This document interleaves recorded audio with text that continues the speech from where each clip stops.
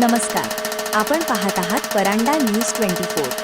धाराशिव जिल्ह्याच्या राजकारणात आज मोठी उलथापालथ झाली असून शिवसेनेच्या अनेक प्रमुख पदाधिकारी व कार्यकर्त्यांनी आमदार राणा जगजितसिंह पाटील यांच्या उपस्थितीत भारतीय जनता पार्टीत जाहीर प्रवेश केला। माजी मंत्री तानाजी सावंत यांचे पुतणे धनंजय सावंत यांच्या पत्नी ज्योतिताई सावंत, सुकन्या सखी सावंत, संजय सावंत, सोहम सावंत व अजिंक्य सावंत यांनी भाजपाचे सदस्यत्व स्वीकारले।